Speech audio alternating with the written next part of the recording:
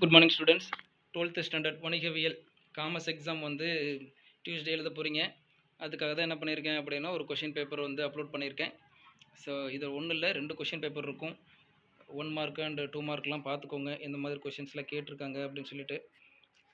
So ஒரு ப்ரிப்பரேஷனுக்காக old question paper, அந்த வருஷம் நடந்த கொஷின் பேப்பர்ஸ் இதெல்லாம் கலெக்ட் பண்ணி பார்க்குறது ரொம்ப நல்லது. சேம் கொஷின் வரும் இல்லையா? ஸோ அதுக்காக தான்.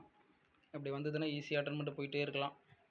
அதனால தான் ஒரு 2 கொஷின் பேப்பர் அப்லோட் பண்ணியிருக்கேன் உங்களுக்காக.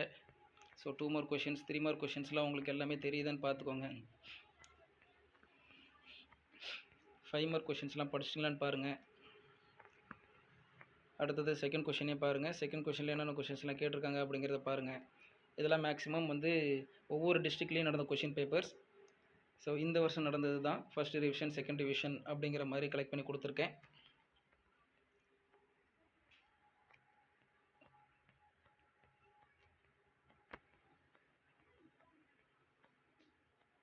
மேக்ஸிமம் காமர்ஸ் எக்ஸாம் அப்படின்னாவே கொஞ்சம் ஈஸியாக தான் இருக்கும்.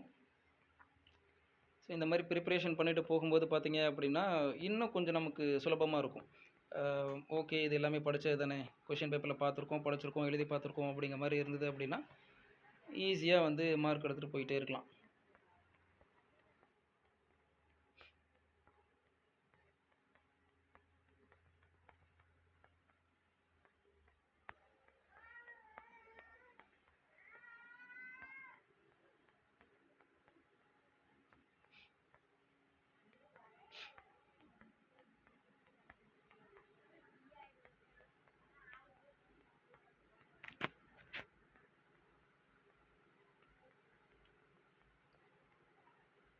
எல்லா கொஷினையும் பாருங்கள்.